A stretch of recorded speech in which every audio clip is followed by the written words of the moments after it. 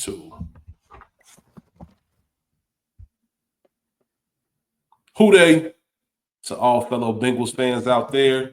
Welcome back to another episode of the Gridiron Jungle podcast, hosted by your two favorite Bengal fans. My name is Rich, here with my brother Philly Phil. Yes, sir. Check that. It's just Phil this week. We can't see Philly Phil. Just like last season, we play the Eagles this week in preseason, so it's just Phil this week. Indeed. How you doing, brother?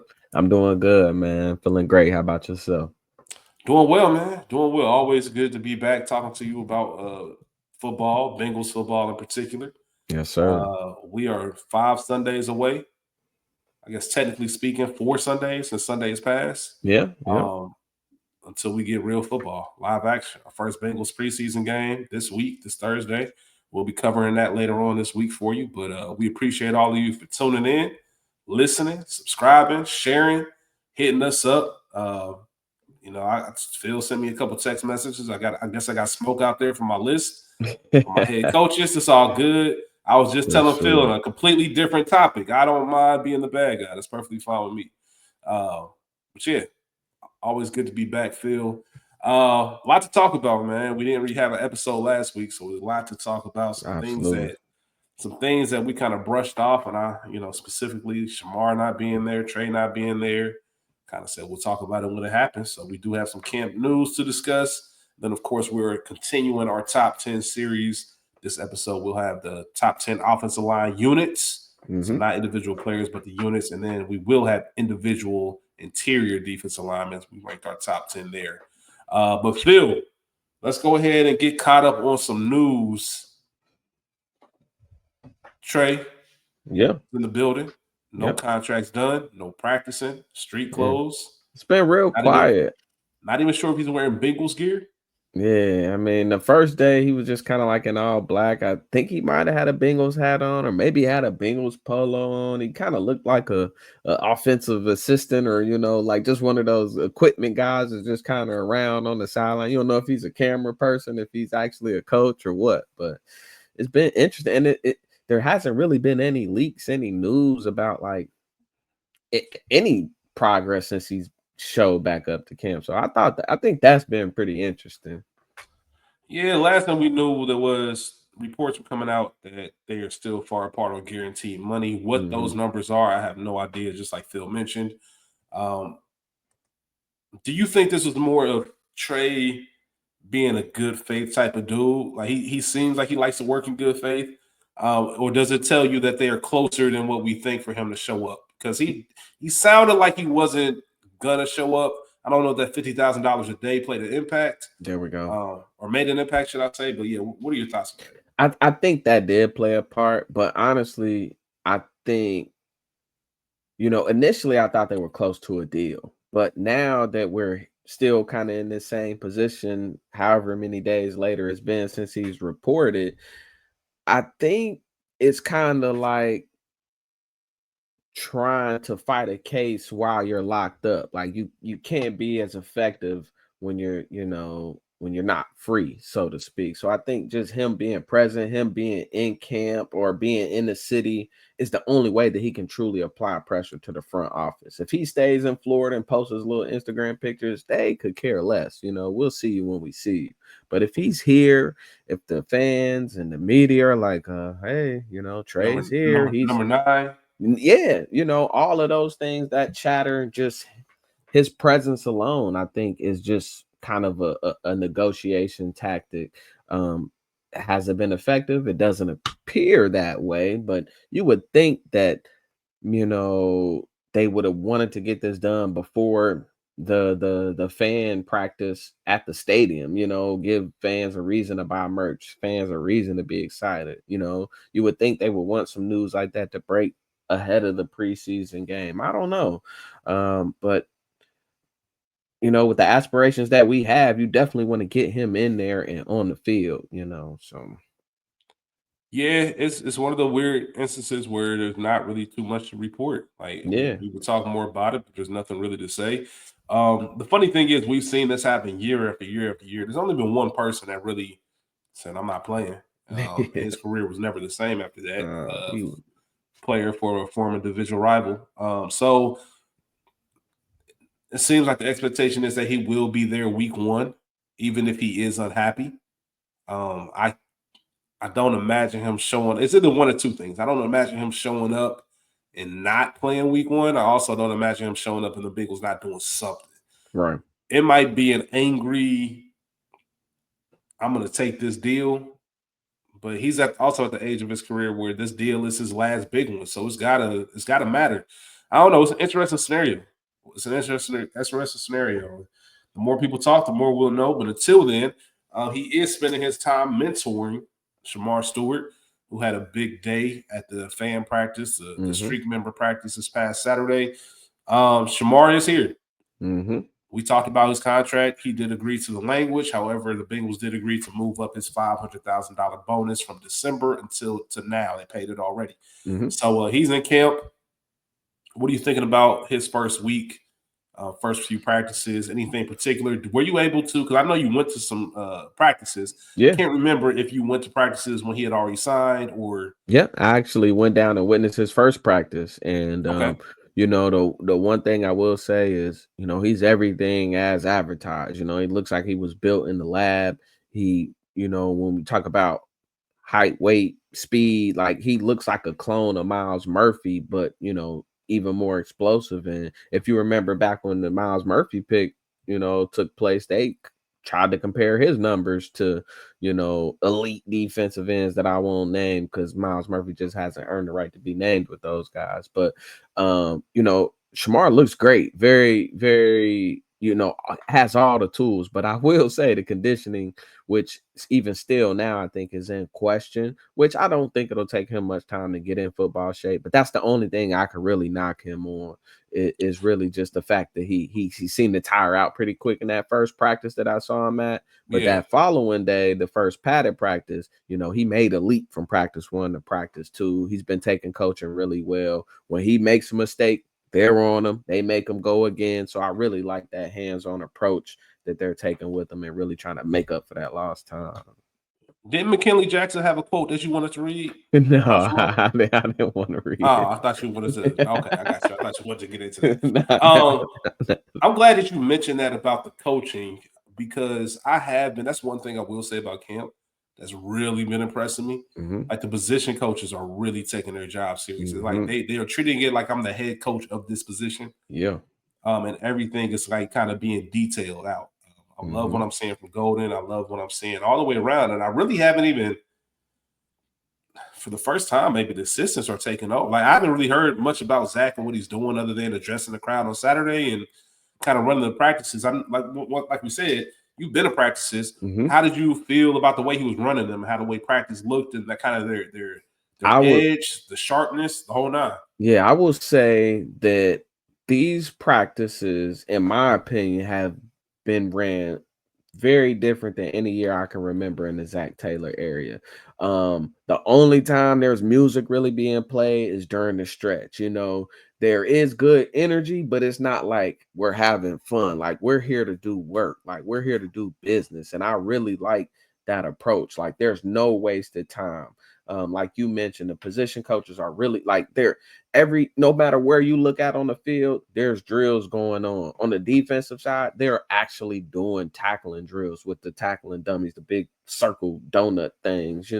That's something I never saw with the previous regimes. Not saying that they didn't do it, but to see them really focusing on stuff like that, to see them communicating so much, just to see the energy from the defense and the chatter, the confidence that you can see in the defense, even when the offense is having success, the defense is still chirping. Like they really are young and hungry and out to prove everybody wrong. And I'm really excited about that. I love seeing the way that Al is moving all of the corner pieces around, making them play all over.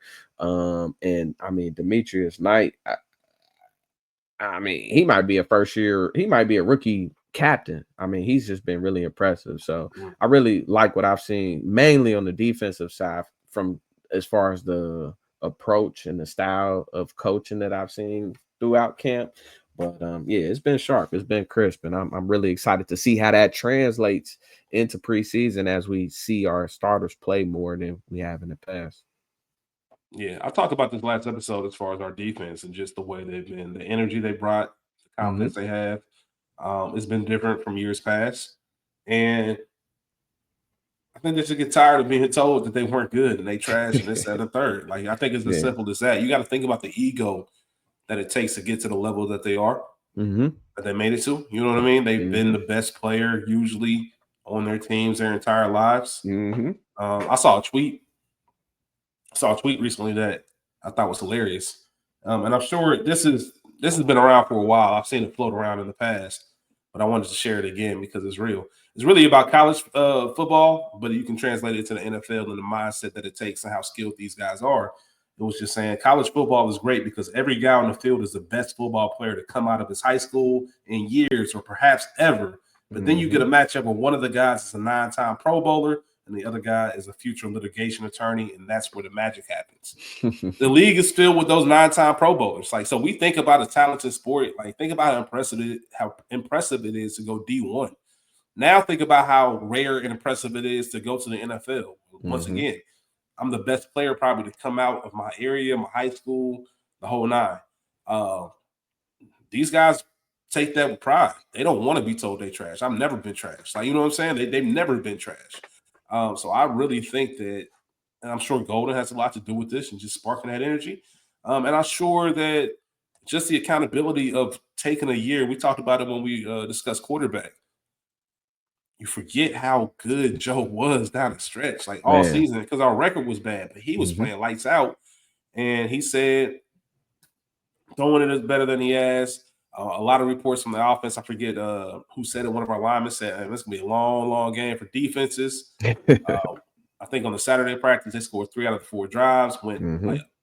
Went crazy, and we just got weapons galore. Noah Galore. Fant, Noah Fant signed to the team. We talked about him coming in. Didn't get a deal done initially, and then we officially signed him last week.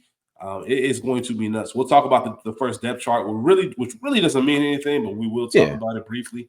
But yeah, the one thing I do want to mention, and I want to just get your opinion on this: is this anything? Is this nothing? Amarius Mims had been out for a couple practices. He hurt his wrist last year. He came Mhm. out and said pretty much like, "Listen, as long as I'm playing football, I'm gonna be hurt." We'll Mhm. be playing hurt, and that's what it is. Mhm. Did you take that as anything? Did you take that as a nothing burger?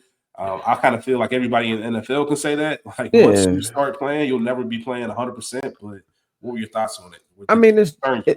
it's definitely something. I mean, I think as long as he doesn't have to get to a situation where he's playing with his complete hand, like unable to be used like he did, like or at least like he tried to last season, I think that's really stopped him from being effective. But it sounds like, I mean, I don't know if he was just being vague or if there's just truly no clarity. I don't know if it's a wrist, if it's a thumb, if it's, some fingers, the palm of I really don't know what the issue or what the specific injury is, but essentially punching defensive linemen and linebackers continuously, you know, 60 snaps a game, 50 snaps a game, whatever the case may be, can't, be good for the healing process. So unless he gets a lot of time off leading up to the beginning of the season, I mean, he's definitely right. He's gonna be dealing with that pain and dealing with that hand.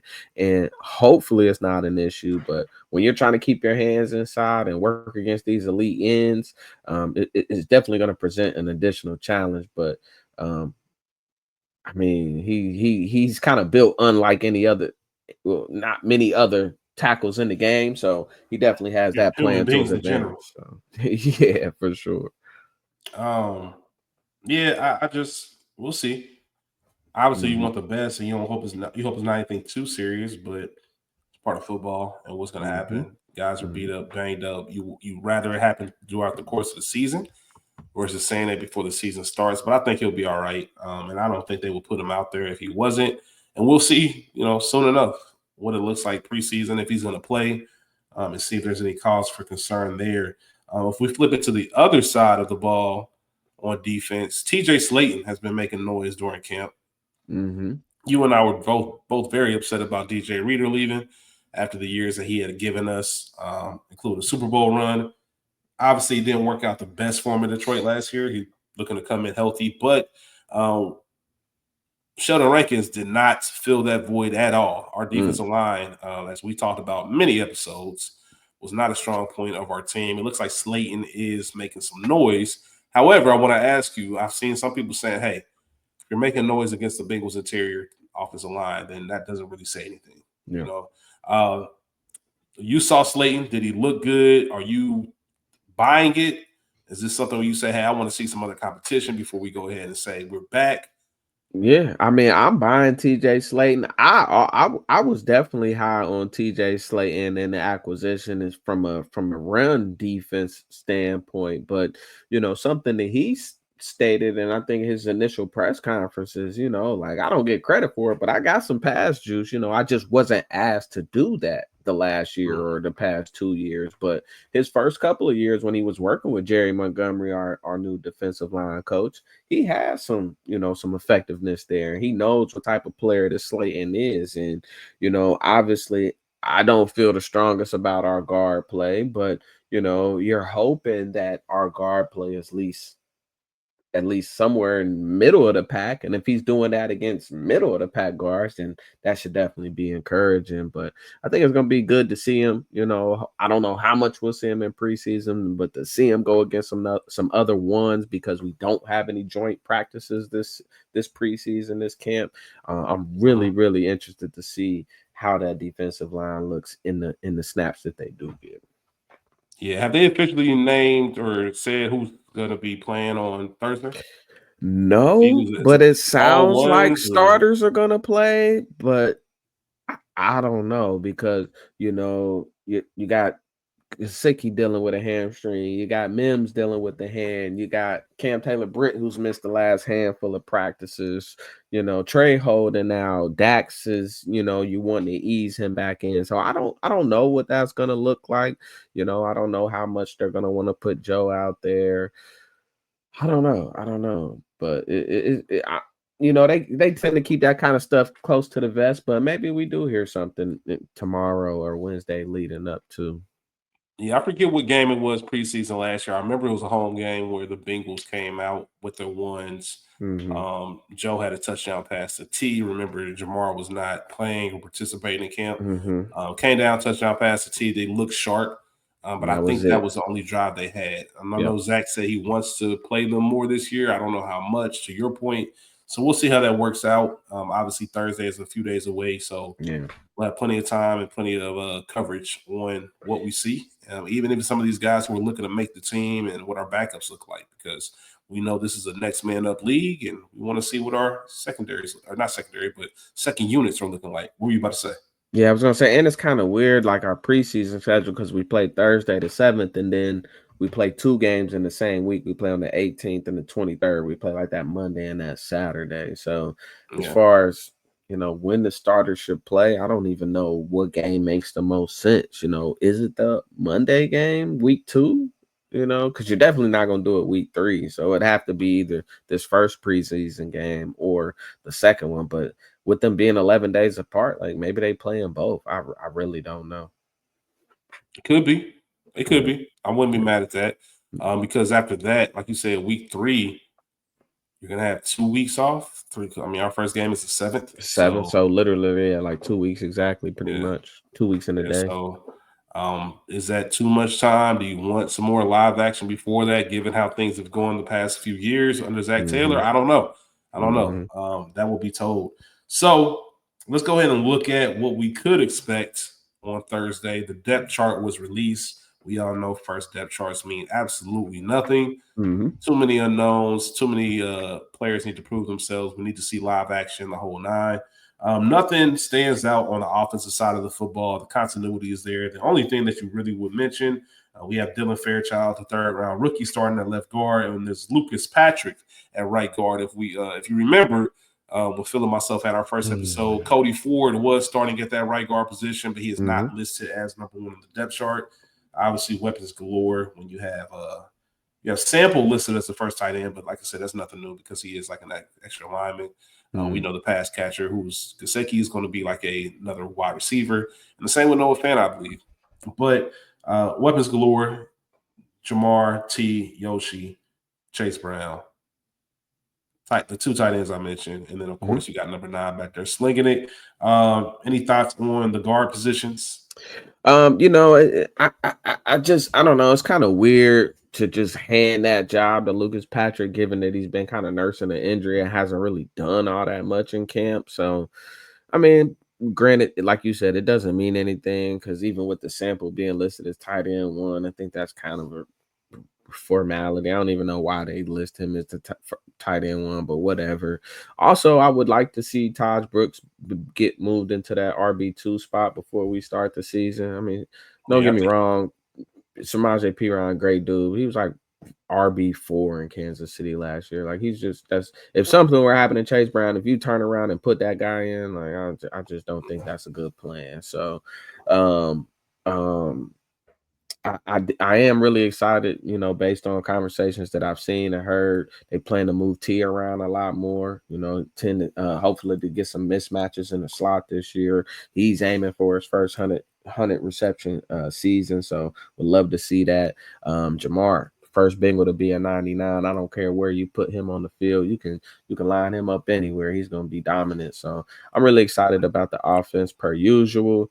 And I really want to see how the back end of that wide receiver room, rounds out. And, you mentioned the Fant signing. Are they going to carry 5 tight ends and 6 wide receivers? Because you figure obviously Sample, Gesicki, Fant are all locks. Hudson's been nice, and I think they really like Cam Grandy. You know what I mean? So they carried 5 tight ends last year. The wide receiver room is really interesting because Burton has looked so good. And I don't know, man. I think he could even potentially win that wide receiver job over Yoshi. Granted, I know Yoshi's slotted in there right now, but yeah, Burton has looked really good, and Isaiah Williams has been really good. He's great in the return game.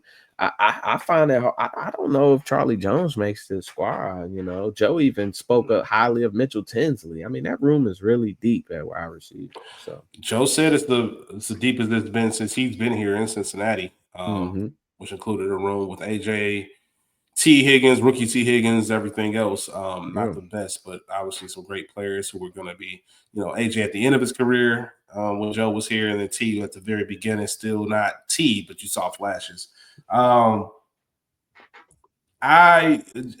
only reason I'm hesitant on saying Jermaine could win that third receiver slot or receiver position is based off of all the things I'm hearing about Yoshi and Cam. Now, I will say, kind of heard the same things last year. Yeah. It does seem like he has taken it up another level, but I remember I was very high on Yoshi.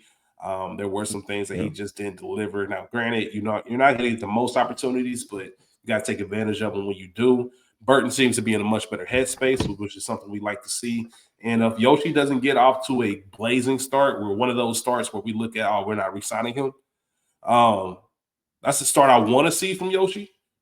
But if he doesn't get off to that, then I can definitely see Jermaine getting some of those snaps. I don't know how comfortable they are moving him around, or just maybe just using him to take the top off of the defense. We'll see. Go ahead. No, I was just going when you mentioned take the top off the defense. You just alluded to what I was going to mention. I see more Yoshi more of like a diet T, and I don't know that I necessarily want 2 possession receivers on the field when I'm going through receivers versus having a guy like Jamar who can literally do everything, having T who is more of your possession, intermediate, 80-20 jump ball type receiver, and then Burton who's literally just going to take the top off the defense. I think the blend of those 3 just complement better than Yoshi does Jamar and T. Going back to your point about Charlie possibly not making the squad, I think that automatically moves Burton up to our return man. I see if he becomes wide receiver 3, then I think no. I think that takes him out of that conversation, and because and then I think that pushes Isaiah Williams up higher on that side because Isaiah Williams did a lot of that last year. When we brought him in. So I guess I'm looking at it from this perspective. if Burton is wide receiver 3, he's not a return man. Mm-hmm. Maybe it's easier to look at keeping Charlie because Charlie does have the experience with the return. We were at a game in person in Cleveland where Charlie took him to the crib. Yeah. I don't know. I don't know if they just say, hey, because Charlie's not, it's not like he's costing us a ton of money. Yeah, no. I think the continuity with the offense, I think they might want to keep some of those people together, but it really depends on how much do we plan or who do we like more on the field if it came down to it. Yeah, and that's the thing. Charlie we saw Irwin, we saw Charlie get looks. I mean, there's no reason why Isaiah couldn't get any looks like that randomly throughout the season. Do you want Charlie or do you want Isaiah out there? That's what it comes down to. I think Charlie only played 8 games last year. If that, he was just so hurt. You know, he just never really got a chance to really establish himself, and I think that's what's, you know, really working against him, unfortunately. Yeah. Let's flip it over to the defensive side of the ball. Much more interesting. You have Myles Murphy slotted at that left defensive end. Shemar is the second team. D tackle, we talked about Slayton. You also got BJ Hill. You also have Joseph Asai lined up at the right defensive end. Obviously, there's a big asterisk there because Trey Hendrickson has not signed a deal. He's not practicing. Obviously, he will be starting once he decides to suit it up and play. But as of right now, Joseph Asai, and I know you mentioned last week you would love to see Joseph Asai even just get some more work in general because you are a fan. Linebackers, Logan Wilson, the Cowboy. Obviously, he's been a mainstay since he's been here from Wyoming. And then Demetrius Knight Jr., who you just sang his praises. I've sang his praises when we did the draft. I'm really excited about him. I can see him making a huge impact, and I think we definitely got an upgrade in the leadership department, even though Jermaine Pratt was a captain. I'll never forget when he was announced a captain for the first time. I forget who spot he took, if it was DJ Readers or maybe the year Von Bell was going and he took his captain. I can't remember whoever it was, but we were just kind of surprised. He didn't really strike the guy we look at in the locker room. No diss to Jermaine. Jermaine, incredible player. Incredible Bengal, at least. Made some memorable plays for us, but I remember being surprised when he was a captain. Not so much with Demetrius. He will get that position one day because of the person that he is. The interesting part is our secondary, which I think a lot of people might forget. Average age of our secondary is 24 and a half years old. Very young room, safeties and corners. Right now, you have Cam Taylor-Britt and DJ Turner listed as the 2 outside cornerbacks. You have the slot, or the nickel cornerback, Dax Hill. And you also have 2 safeties, Gino and Jordan Battle. Newton not being listed, even though he's been having an incredible camp. What do you take from that? I think I just got to fall back on what you said about this first depth chart not meaning anything. I mean, DJ Turner's had 1 good practice out of 9. At one point he was working with the 2s and 3s. Like, you know, I didn't like DJ Turner when we picked him. I didn't like him last year. I don't like him this year. I'm going to just be honest. I think he's best suited to play nickel and nickel only. I don't like when he's playing outside. Even when he's in the best possible position, he just never makes the play. Granted, yes, he had 1 great day in camp when he made plays against Shemar, tight ends. He was all over the field. But that's not the type of inconsistency that I want from a starting corner. You know, I think we already kind of don't know what we're going to get with CTB being the wild card that he is, especially in this new defense. And he's, you know, missed a handful of practices. So I don't know. You know, I like the versatility of Josh Newton being inside, outside. He's a leader, you know, in that locker room. But I don't know. I just want to see where these guys end up playing. I think they're going to move around based upon matchups because I think Dax was our best outside corner last year. So to just now kick him inside and just, you know, permanently play him there, I don't know. I think he probably is our best option as far as blitzing from that spot, but I really want him playing outside. But I don't know. We'll see. I'm really excited to see how this defense looks and how Al, you know, uses these guys. So yeah, he's got some weapons and some tools that he can use. We'll see. We'll see soon enough. Yeah, you can play Knight at edge. Like, you know, there's a lot of different players you can use in a lot of different places. So I said it before. I said it again. I said it before. I'll say it again. Looking forward to Thursday, seeing how all this translates, seeing who the Eagles play. see if we can really get a good look at some of these guys. But the twos are always what I look for in preseason anyway. Who's going to win these position battles? So that's what it really comes down to for me. You got anything else you want to talk about with the Bengals, the camp, anything like that before we get into our list?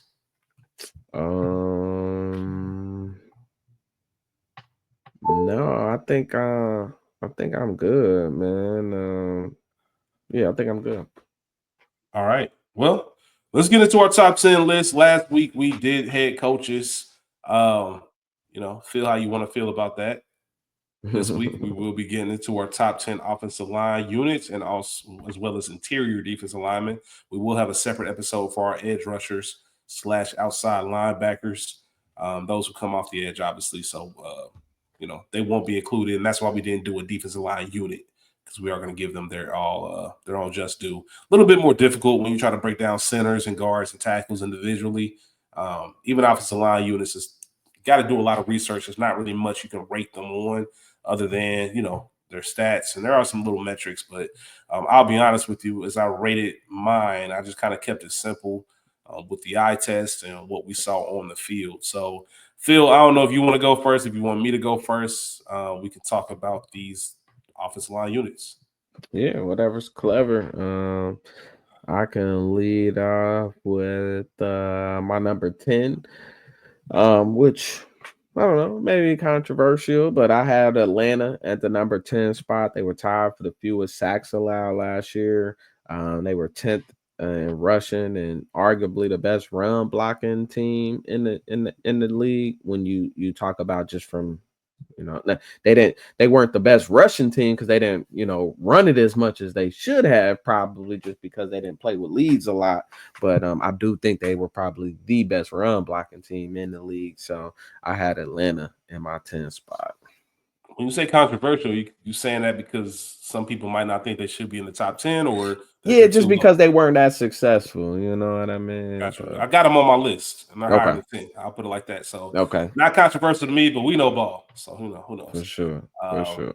My number 10 is going to be the Green Bay Packers. Now, I'll be honest with you. This is a system pick. I just think that the offense that they run makes their job a little bit easier. It's Mm-hmm. not like the same lines that they had when Aaron Rodgers was there. You can count on Bactari, if I'm saying his name correctly, my bad, and all these other guys that kind of get things going. But with Josh Jacobs and his addition and what he was able to do during a nice stretch of the season, they just utilize what they have very well. I think they're a little bit of an overachiever. And I'll be all the way real. Say what you want. It's kind of sad, I guess. There's really only like maybe 8 really good offensive line. So I think when you get to 10, anybody can kind of interchange that. You have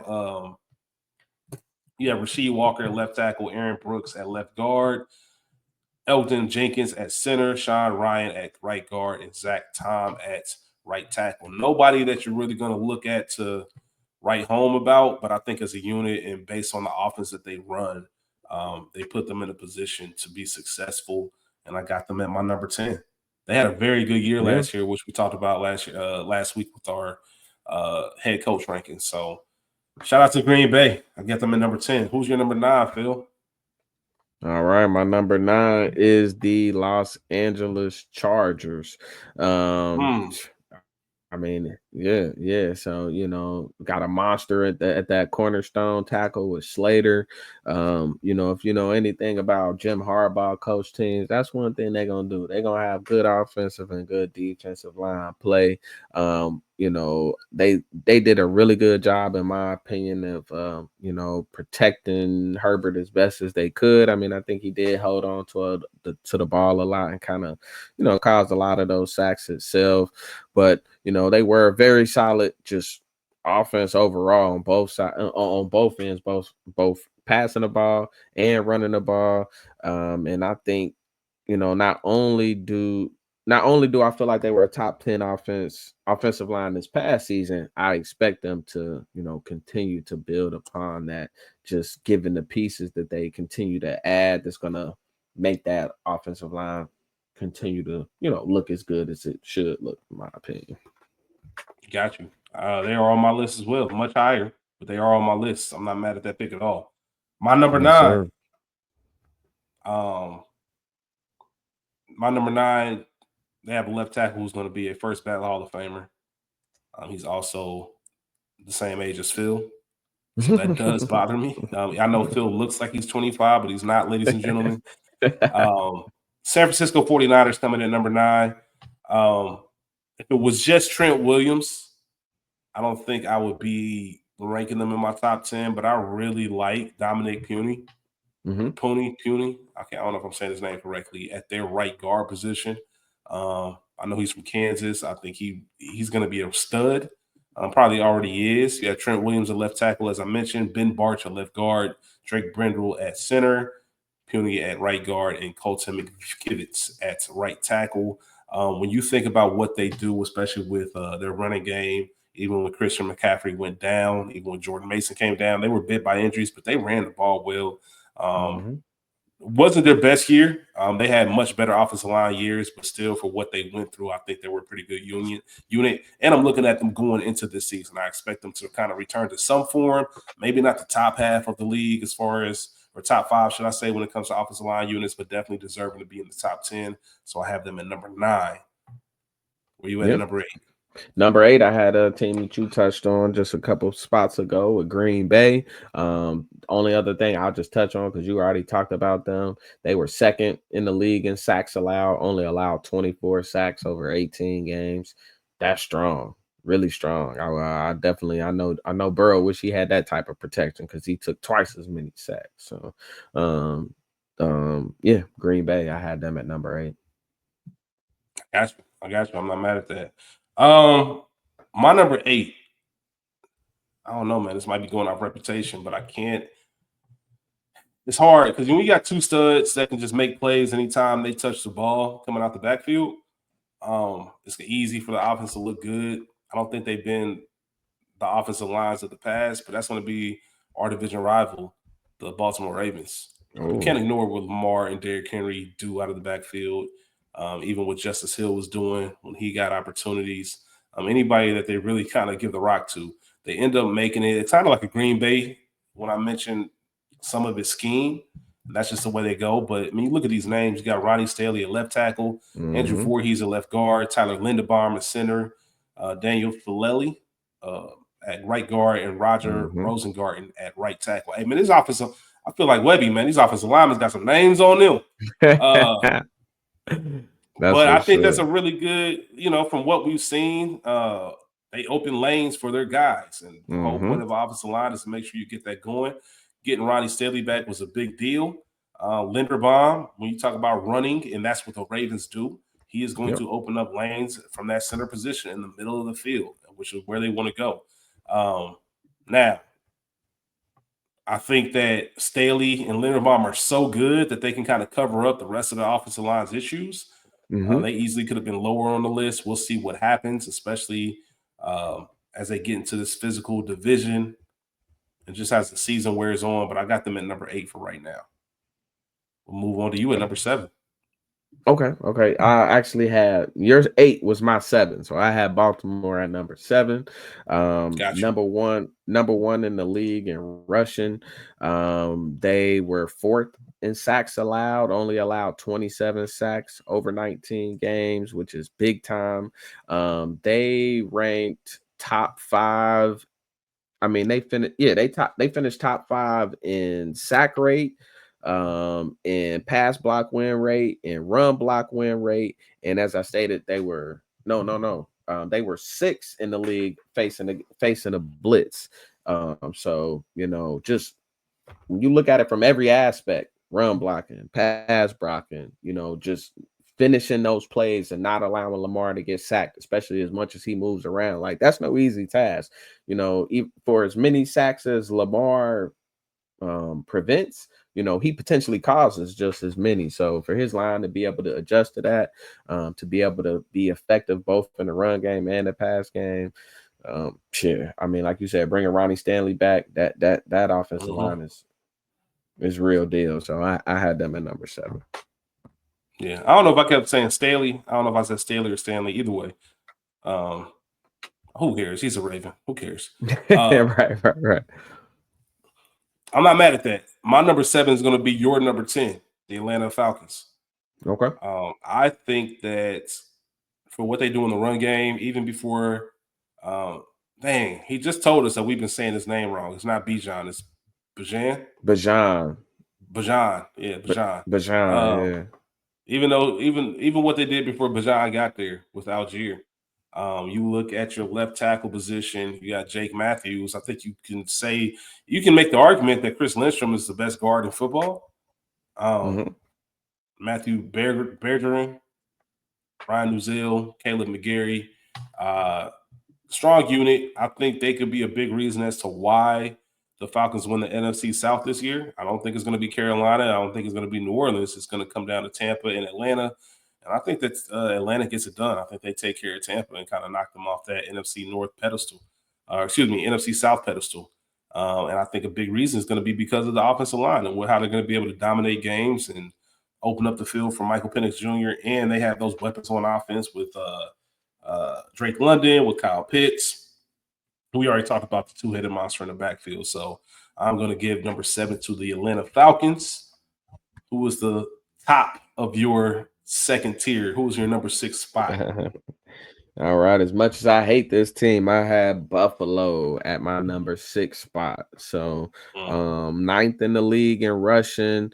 They led the league in sack rate, 2.6% there. Really good against the pressure. Obviously, Josh Allen kind of helps that.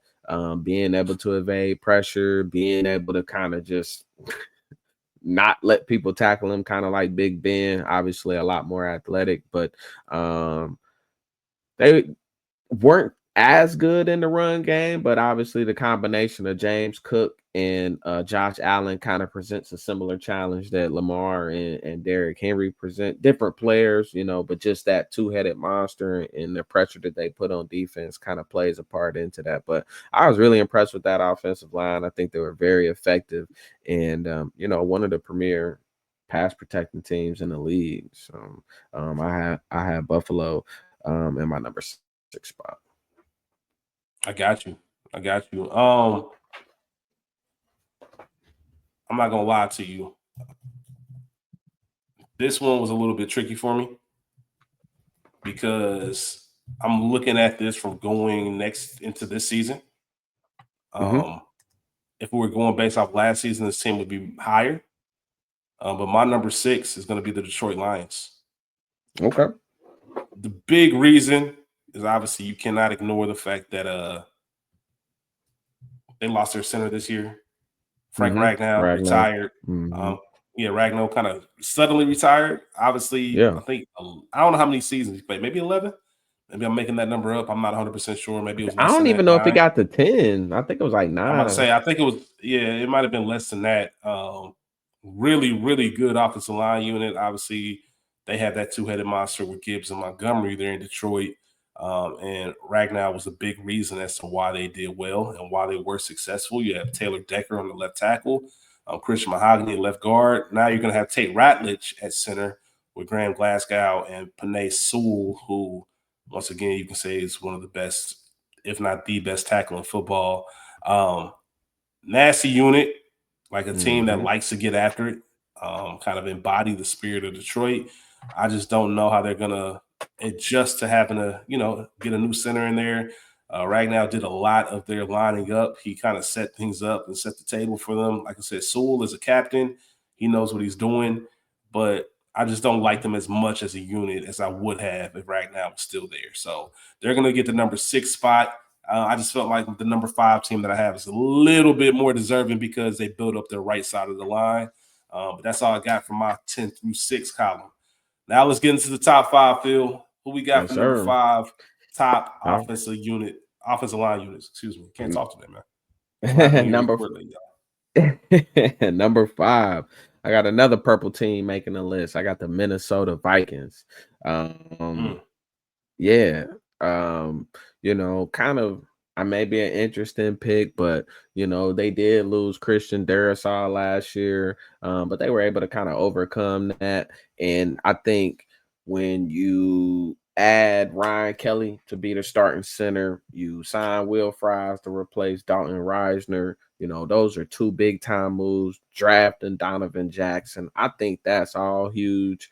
They did struggle against the blitz last year, but Sam Darnold held onto the ball, I think second longest out of all the quarterbacks in the league. So when you got a quarterback back there seeing ghosts, that doesn't really help the offensive line and how they look. So I got Minnesota number 5. When you see the way that they're able to run their offense and run those long developing plays with their receivers, that's a testament to the offensive line group there. And that's really why I got them at my number 5 spot.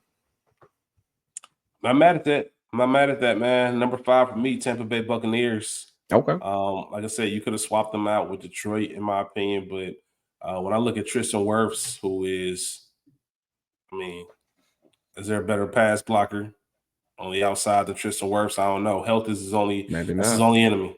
Yeah.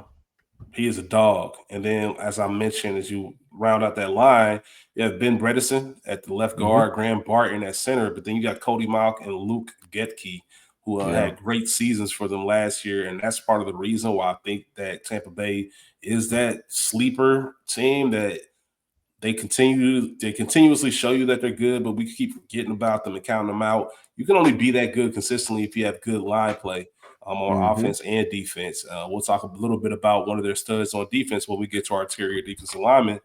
But I like Tampa Bay a lot. I think that's part of their consistency and why they've been so good. So I got them at number 5. And like I said, whenever you start talking about we have some of the best players at the position in the league, and I'm perfectly fine with that. I think that's a good way to go.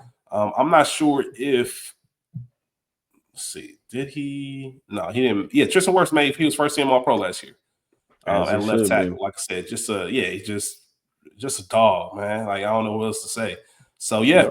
If then going back to my Detroit point, Ragnow was the first team or second team All Pro at center. So you just can't replace that and expect to have the same production, in my opinion.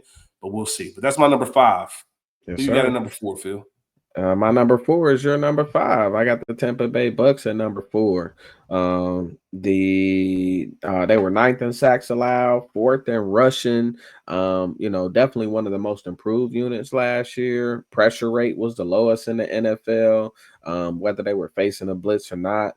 You touched on everything there. Really tough offensive line there. Baker Mayfield definitely played to their strengths with his quick release. Just really impressive group there. And, you mentioned Bredesen and Wirfs, 2 guys that I really would love to have on my squad. So I got Tampa at 4. Okay. My number 4, I'm going to be real with you, Phil. I think you had him at number 9. This is once again, LA Chargers. This once again is what do I think going into this season? There's no question about their tackles. Rashawn Slater, Joe Alt, Pro Bowlers. They're going to have all pro nods, the whole 9.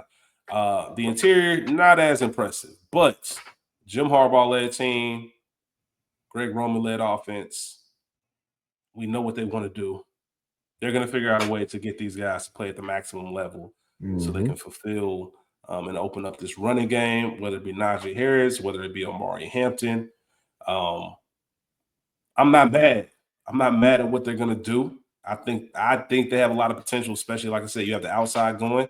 Now, if they start getting beat up early on the inside, that's one thing. But I just think that based on what they like to do, especially when we talk about Roman and Baltimore and everything else, it's kind of the writing's on the wall. I expect a big rushing year from them. I wouldn't be surprised if they led the league in rushing. And I got them at number 4. It's more of a faith pick than anything, but here we go. Yeah. My number 3 is a team that you already touched on. And I honestly think as great as Frank Ragnow was, I think they're going to be okay. And that's the Detroit Lions.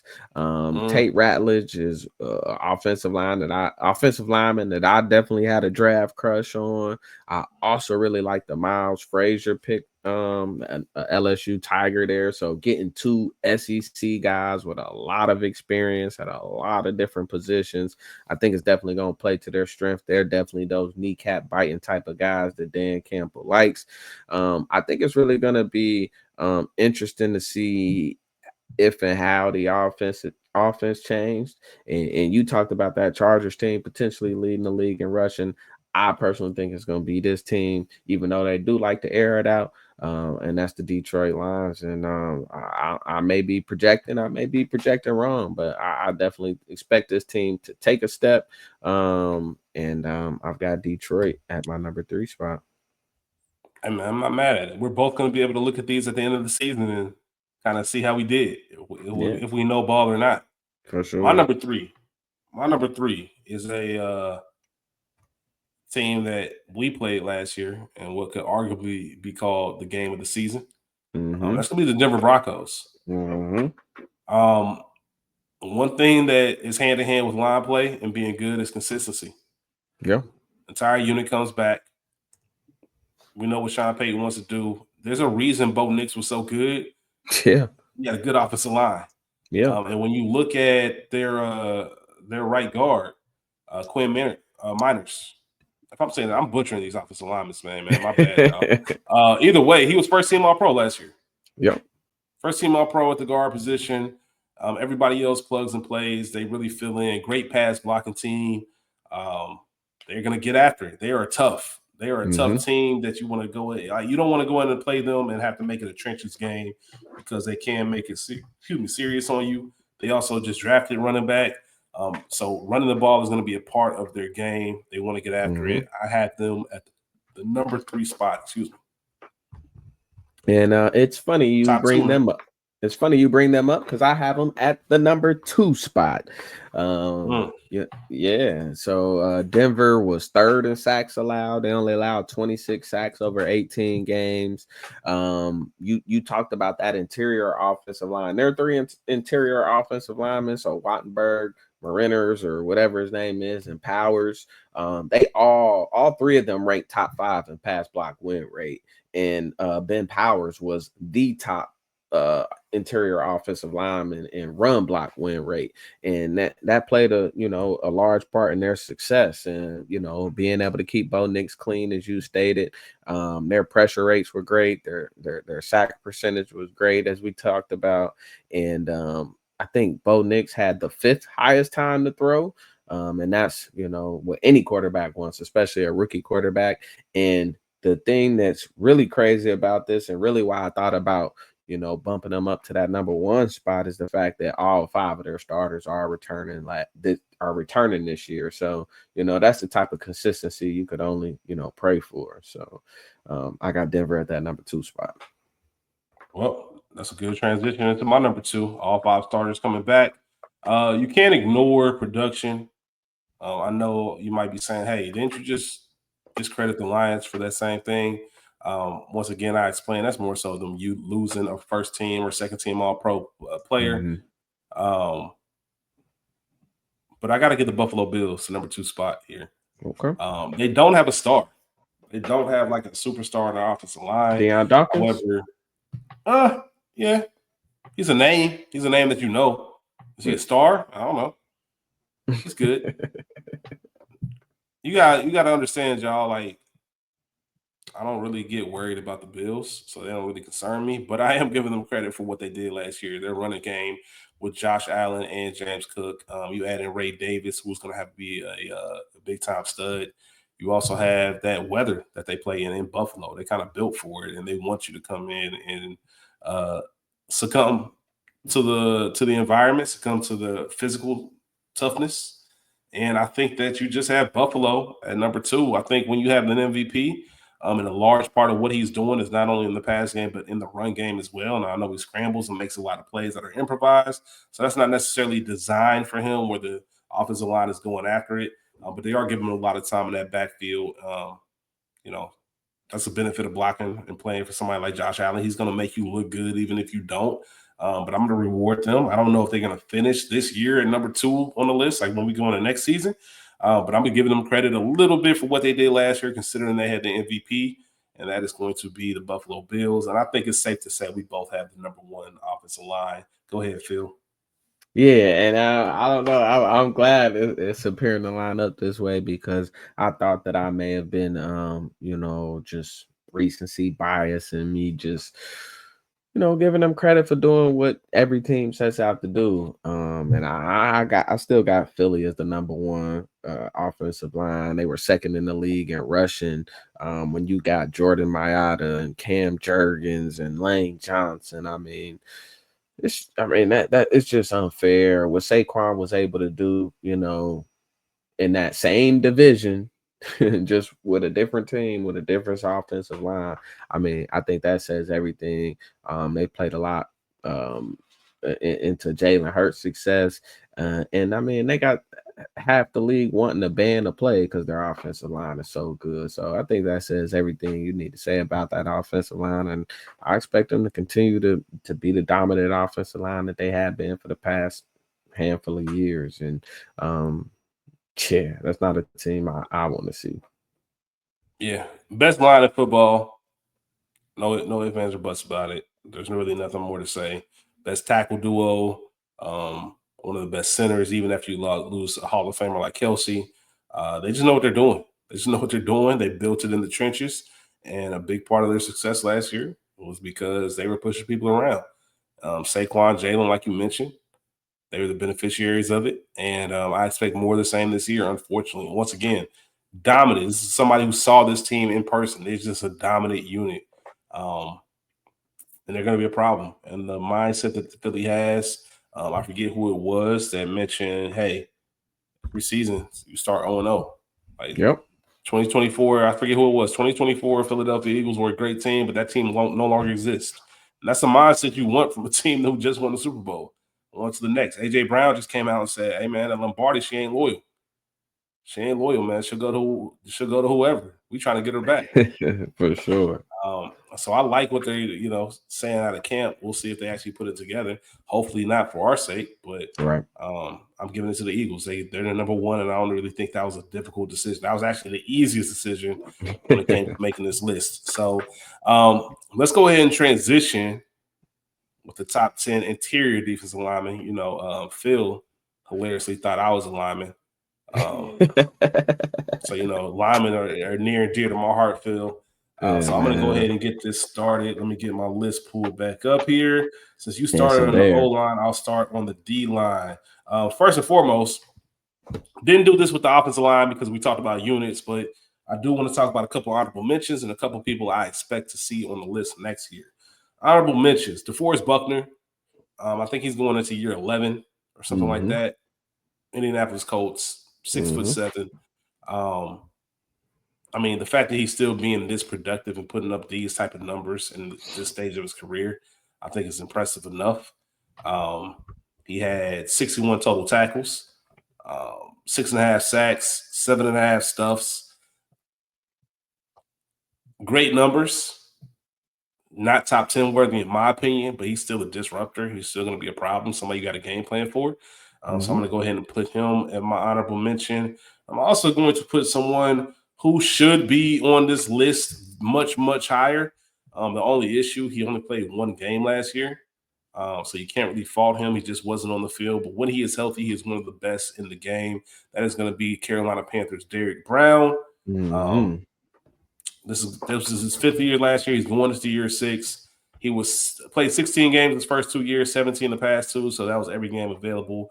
The year before this past season, he had 103 total tackles, which almost doubled his career high at that point. 57 solo tackles, 46 assists, 2 sacks. Like I said, wouldn't be shocked at all if he's a top 5 next year. I just can't go. I can't reward him going into this year for playing one game last season. He is an honorable mention, but somebody I very, very much see knocking other people out of this list, and not just in the 6 to 10 range, in the 1 to 5 range. Somebody I do expect to see, maybe 2 people, one for sure. If anything, if he's what I'm thinking, Mason Graham, I expect him to be on this list somewhere. I really like him coming out of college. I like his pedigree. I think he's going to be really good in Cleveland, especially with Myles Garrett on that line as well. That's going to be a handful to take care of. And I'm not as sold, but we wanted him badly on our team. I don't know if he's going to be top 10 ready next year, but I'm going to go ahead and say Walter Nolan. I'm expecting big things out of him. It might take a couple years until he cracks this list, but he is somebody that I can say, all right, man, if you after it and you hungry, you might make some noise and an impact. I believe he was the number one player in his class coming out of high school. So the pedigree's there. It's just more Right so above about if he Travis gets Hunter. Yeah. Pedigree's there. Work ethic seems to be there. We'll see if everything else just falls in the line. But my number 10 is going to be, this is going to be real low, but for his standards, he just didn't have a great season. Played 16 games last year, 37 tackles, which were his second lowest. The only lower he had, or only season he had fewer, was his rookie year. The talent is through the roof. Quentin Williams for the New York Jets. Just wasn't pleased with the season. And sometimes you're a prisoner of the moment. When you're great, when you reach a certain level of greatness, you're competing against yourself. And as I mentioned, your rookie year, you had 28 total tackles, and it's 55, 53, 55, 62, drops to 37, 25 solo tackles, 12 assists, 6 sacks, which were tied for third highest in his career. He had 12 in that 2022 year. I think that's the year he signed that deal. Only 4.5 stuffs compared to last year, or excuse me, the year prior is 15.5. Just wanted to see him do a little bit more. I know that he's the one game plan against, so he's not going to get as much opportunity. Easily could be in top 5. I expect him to be in top 5 if he has a standout season, especially with Glenn being a defensive-minded coach there. But going into the season, I got to put him at 10. Once again, with the caveat, similar to Derrick Brown, somebody easily could be in the top 5 next year. All right. So my first 3 guys I'm going to touch on as far as guys I expect to be on this list next season. One you already touched on, Derrick Brown, so I won't really bother harping on him. He's only not on my list because he only played the one game last season, as you stated. And then these next 2 guys are the 2 defensive tackles for the Los Angeles Rams, and that's Poona Ford and Kobe Turner. Both of those guys are just monsters. Poona Ford even had 3 sacks last year and a pick at defensive tackle. I expect him to see him take another step as a pass rusher. He's really strong against the run, just dominant. I mean, just blows everything up. And then the other defensive tackle, who I stated, Kobe Turner, also for the Rams, 9 sacks as a rookie, 8 sacks last year. 62 combined tackles, just really solid. Those 2 together, I expect them both to be on this list next year. And then you combine them with Jared Verse. I mean, that defensive line that the Rams had is just continue to be a problem and tough to deal with.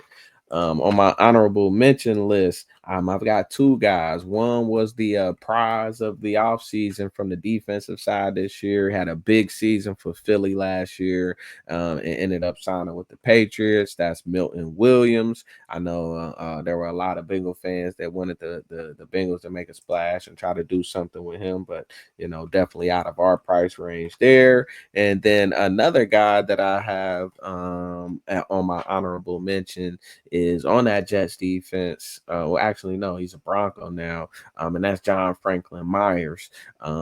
Really strong season last year. He had 7 sacks. My fault. You broke up on my end. Who did you say? My bad.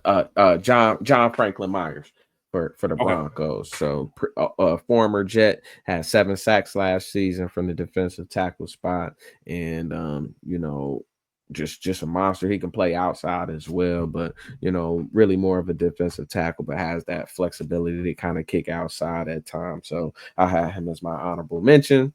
My number 10 spot was somebody that you didn't quite feel deserved it, and that's DeForest Buckner.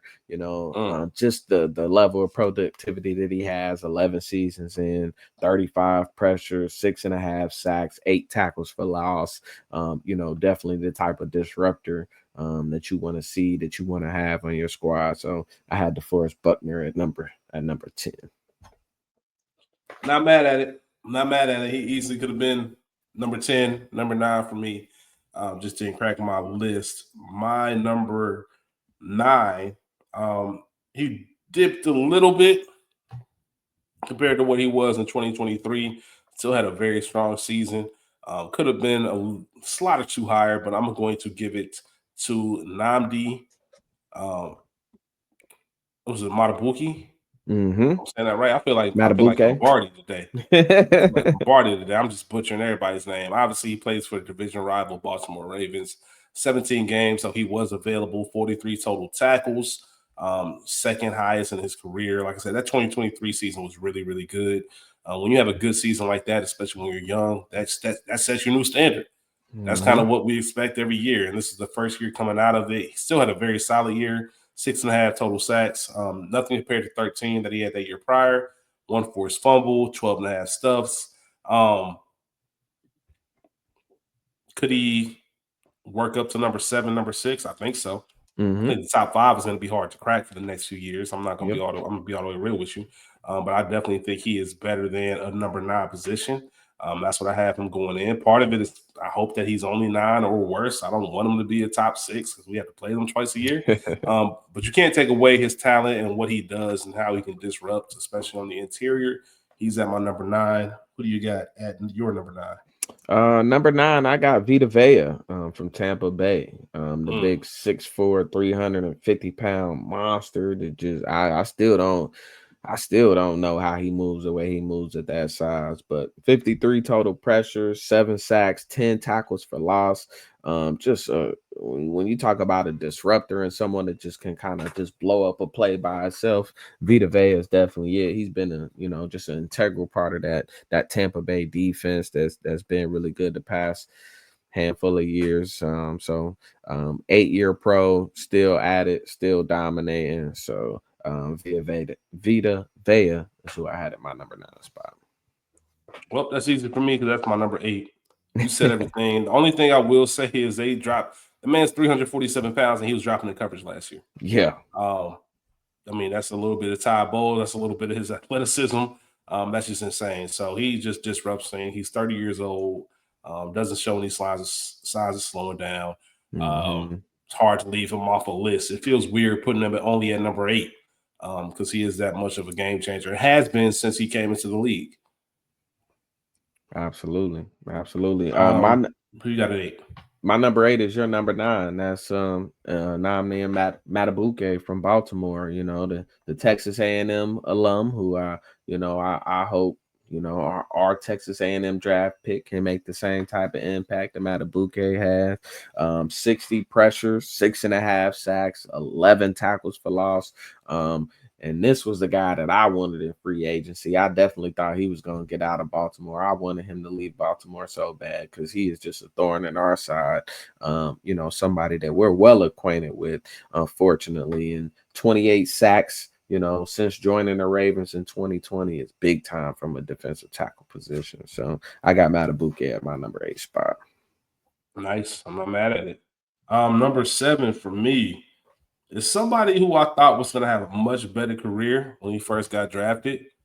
Came out the gate strong, and then it was like, all right, then kind of tinkered off a little bit, ended up going to a different team, and then I think he ended up getting traded to Seattle. I don't know if that was a free agent acquisition. I think he got traded, but started with the Jets, went to the Giants, went to Seattle. That's going to be Leonard Williams, somebody that you told me last year I wouldn't have expected him to be on my top 10 list, but he had a really strong season for Seattle.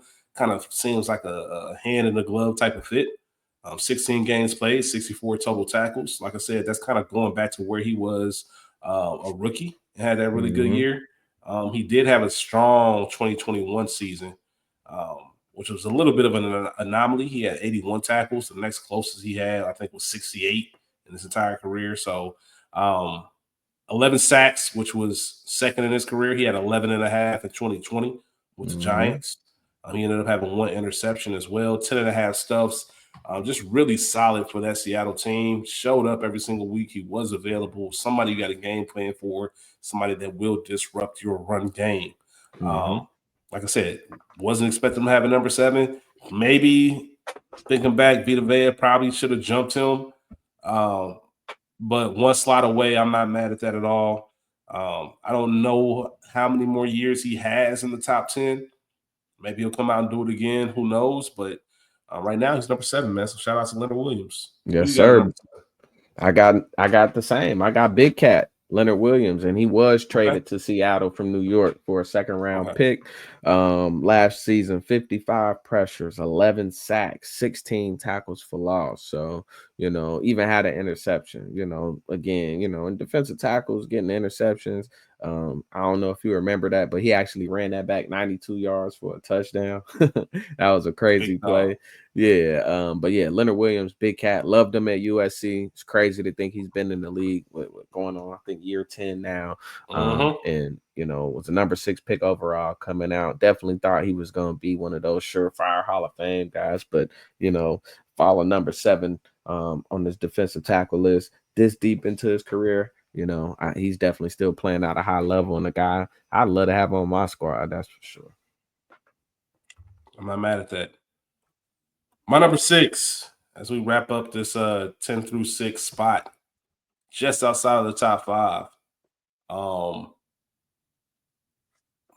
You remember that tweet said, I think LeBron's turning 30. There won't be too much more of this. Yeah.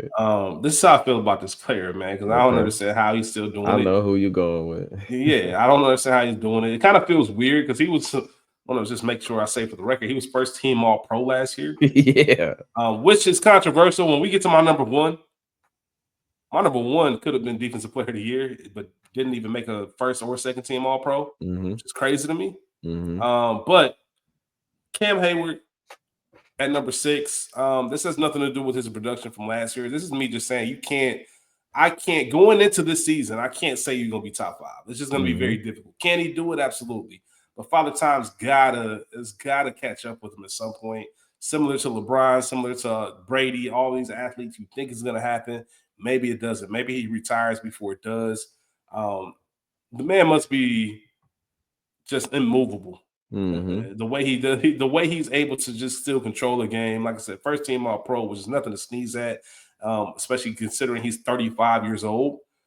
Played in all 17 games. He was available, 71 total tackles, 8 sacks, 8 stuffs, just an anchor in the middle of that defense. Cam Hayward continues to impress year in, year out. Excuse me. Yeah, he was 35 last year. He turned 36 this offseason in May. So this is year 36. It's just a difficult position to just continue to dominate like that. But when you got grown man strength, who knows, man? Maybe it's that Buckeye in him, Phil. There you go. But he's number 6. He, like I said, it feels weird to keep a first team All-Pro person outside the top 5. That's more so just to his age. I don't think his production. Yeah. He's had some nagging injuries that have affected his production, but when he's healthy, he's first team All-Pro material. But for right now, going into the season, I have him at number 6. I just don't. He might have been able to crack 5 when we talk about who my number 5 is, but we'll take it from there. Well, I'll just let you know he's still on my list, and we're not there yet. So number 6, rounding out my second tier, so to speak, is Jalen Carter. Maybe he's getting penalized for how dominant of a line he plays on. I don't know. He did have 75 pressures last year, but only equated to 4.5 sacks. Did have 12 tackles for loss. But this is a guy that I could definitely see jumping from this number 6 spot up to that 3 range, because I do think he has that type of talent. He definitely seems to be in much better shape this camp. From what I've seen and read and just heard from talking to Eagles fans, it sounds like he is kind of stepping into more of a leadership role. But when you think of Jalen Carter, leadership's not really a thing you think of. So to hear that, I think is definitely a positive. So if he can, he appears that he's been disciplined. He's looking better physically. He seems to be taking that next step as far as being a leader on that defensive line. So I got Jalen Carter at number 6. Yeah, man. It's I can understand that. That's he's still on my list as well. Let's just put it like that. Let's get into this top 5, Phil. Second team All-Pro last season. Really solid season. Probably learned a lot. When I look at Trey and Shemar in practice, I imagine that Zach Allen was the same way with J.J. Watt when they spent time in Arizona. Just trying to learn all the tricks of the trade. Zach Allen is my number 5. Once again, second team All-Pro last year. That can't be ignored. Played 16 games, 61 tackles, which was a career high. 8.5 sacks, which was a career high, 19 stuffs, which was a career high. Somebody who's listed as a defensive end, but they run a 3-4, so he's more so of a interior lineman. Just a really, really good player for that team, and it continues to get better each and every year. He is, I believe, 27, so he's still fairly young. He'll be 28 this month.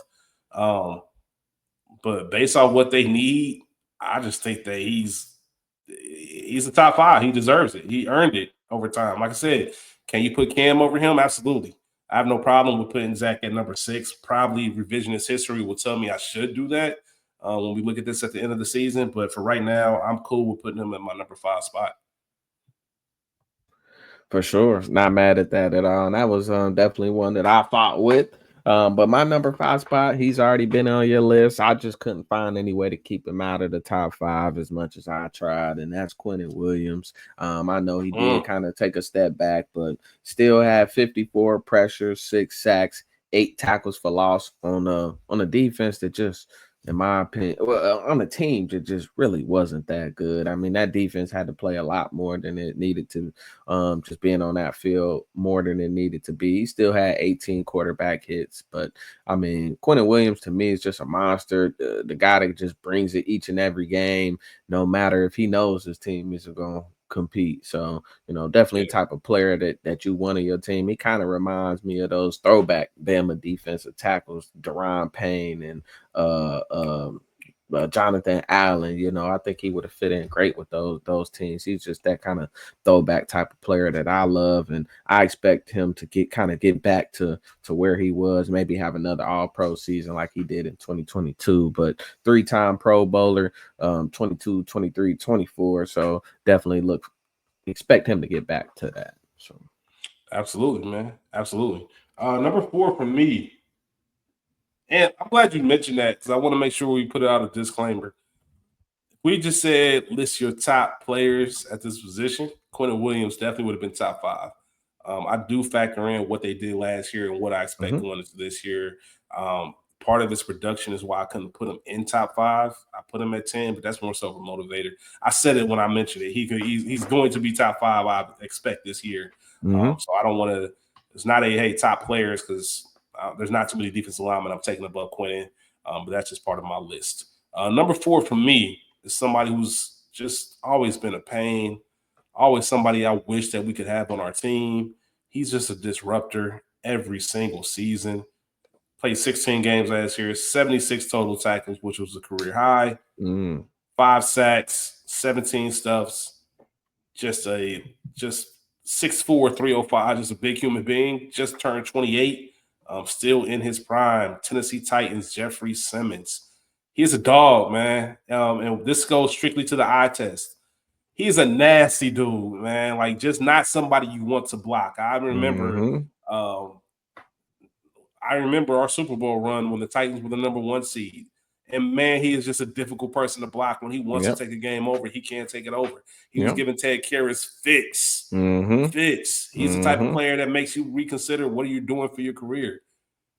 You know what I mean? He's the type of – when there are people that talk about, hey, when did you know you weren't going to the league? A lot of people probably realize that when they face Jeffrey Simmons. He's just that good. There's no way I can leave him lower than 4, especially him only being 28. You just see him. He pops out on tape every single time. And I can't say enough about Jeffrey Simmons because I've been a fan of his for so long because he's that good. Absolutely. I love the attitude he plays with that. He kind of plays with that Warren Sapp, just nasty, old school. He was built for that 70s, 80s football. Slap you in the head, Deacon Jones type. Jeffrey Simmons, my number 4. I don't need to say nothing else. Jeffrey Simmons, the Mississippi State Bulldog, and that's what he should be referred to as a Bulldog. He is my number 4. 45 pressures, 5 sacks, 11 tackles for loss on the Tennessee team that stunk. They had the number 1 pick for a reason, and he was still a dog. So Jeffrey Simmons is my number 4. So. Yeah, he's incredible, man. I almost woke up a little bit now, man. Just thinking about Jeffrey Simmons disrupting offensive lines, man. That dude was crazy. Shout out to Jeffrey Simmons, man. Number 3. This dude could easily be the number 1 defensive lineman in the league. he reminds me of Shaq a lot. And what I mean by that is Bill Simmons' Book of Basketball had the greatest thing to say about Shaq, or the best, I guess, way to describe Shaq's career. And he talked about it like Shaq is that guy that goes to college. And he could have got a 4.0. He could have been valedictorian. But he said, you know what? I'm gonna kick it. I'm gonna party. I'm gonna have fun. I'm gonna enjoy my college years. I'm still gonna have a 3.0. Like, don't get me wrong. I still came in and handled business, but I didn't reach necessarily my full potential. When I look at Shaq's career and you see only one MVP, especially those who watch Shaq and you saw how dominant he was, it's kind of like mind-boggling that he doesn't have more accolades. And he has a ton of accolades. That's what makes it crazy. Like, but he's that good. He could have had even more. Like, one of the most dominant people I've ever seen. Jalen Carter's the same way for me. I think he could easily be, like I said, the number one defensive tackle in the league. But I just think that he doesn't know if he's there yet or doesn't necessarily want it. If he decided every day and every game just to put it to 100, like, I don't think there's any question about it. He was second team All-Pro last year in his second year. Very impressive. We all moaned and groaned when he fell to the Eagles at number 9. He should have been a clear cut. They were talking him being the number 1 pick before, of course, the tragedy that took place with his teammate in Athens and the reckless driving. But 17 games played, 42 tackles, 25 solos, 17 assists, all increases from his rookie year. 2 forced fumbles, 4.5 sacks, 11 stuffs. Somebody that's just going to continuously get better. And I see year 3 being even, his best yet. Jalen Carter's got to be my number 3 so far. Could have easily been number 2, but I want to see him kind of the same thing I just said about Jeffrey Simmons, just being a nasty dude. If Jalen Carter gets a little bit of that, there's no way you can keep him outside of the top 3. Facts. Top 2 for that matter. So that's facts. My number 3, I don't care how old he is. It's Cameron Hayward, the former Buckeye, the 4-time first team All-Pro, 1-time second team, 7-time Pro Bowler. I mean, this dude is just, to be playing the way he is at age 36 in the AFC North, the toughest division in football, is just absurd. 60 pressures, 8 sacks, 12 tackles for loss.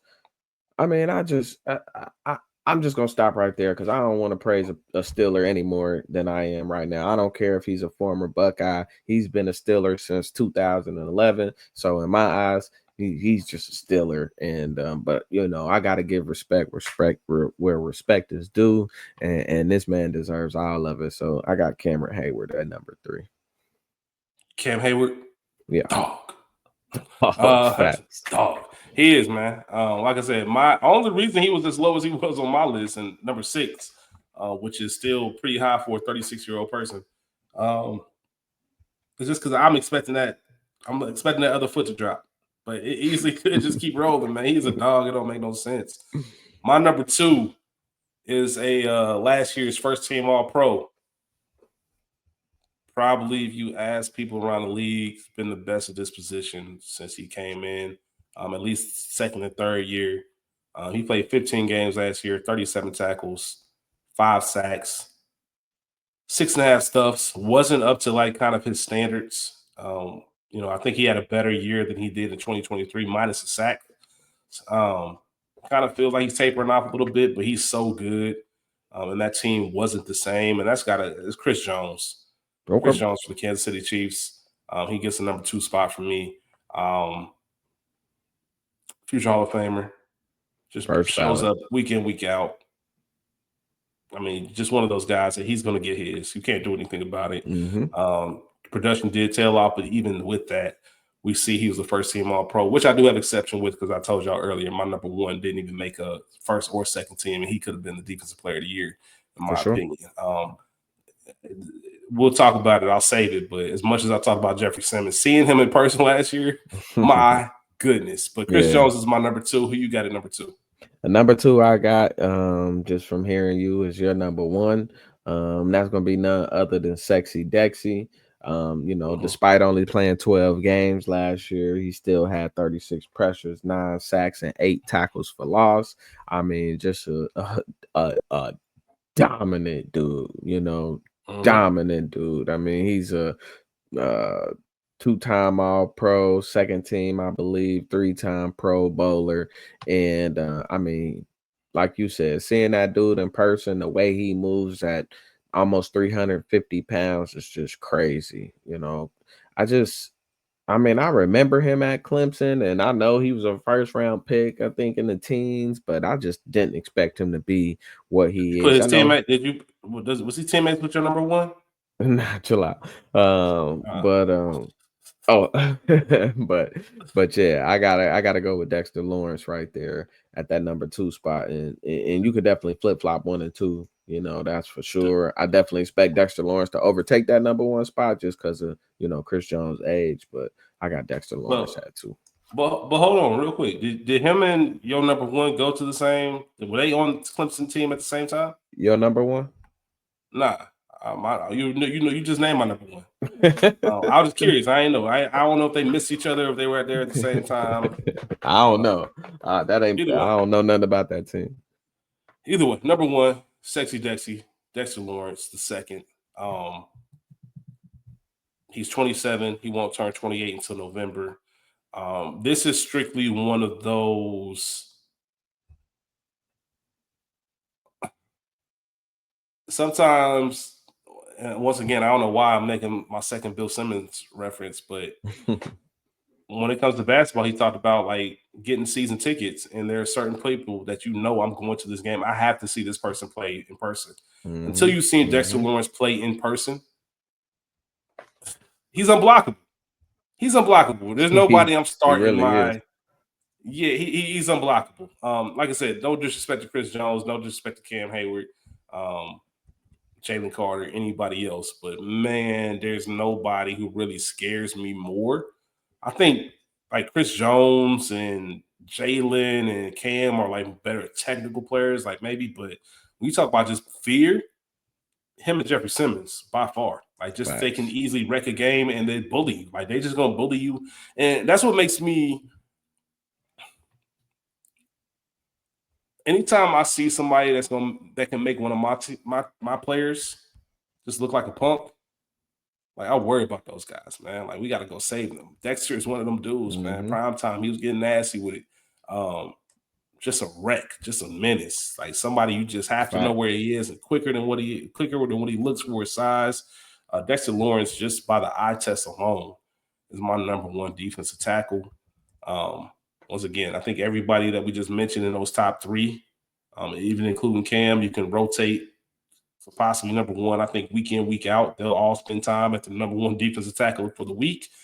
But I got to get this Dexter Lawrence because if you ever seen him play football, especially in person, you just realize how dominant he is. And there's really not much more to be said besides that.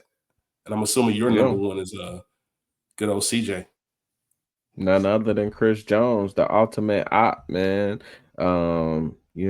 He 88 pressures, 5 sacks, 9 tackles for loss. I mean, just somebody you got a game plan for each and every week.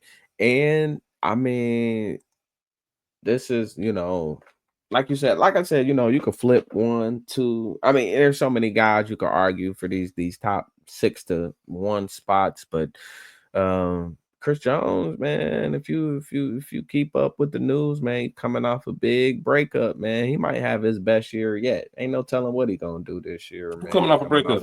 Who we break up Chris with? Jones, man, his longtime girlfriend, man. They was together for like 9 years. I don't know who she is, but Oh, hey, that's why man. she broke up. She ain't put no ring. That's why she broke up with him.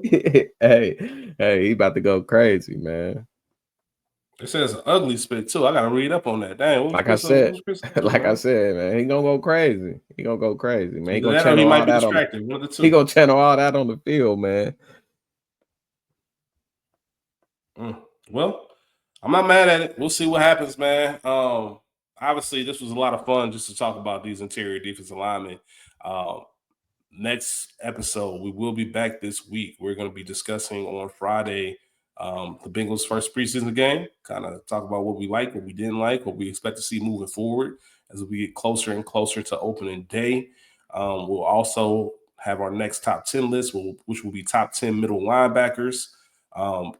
We'll remind you again, Phil will be on vacation next week. We're going to record an episode to release but it won't have any Bengals news. It's just going to be a top 10 list since we won't be recording in real time to kind of observe what's going on. So that's why we're going to go ahead and give you the preseason episode. Then we'll have a top 10, and then we'll come back to next week to talk about the next pair of preseason games and what else we've been seeing from camp. Hopefully there's a trade deal done. Hopefully we get an updated depth chart with a little bit more realistic idea of what this is going to look like.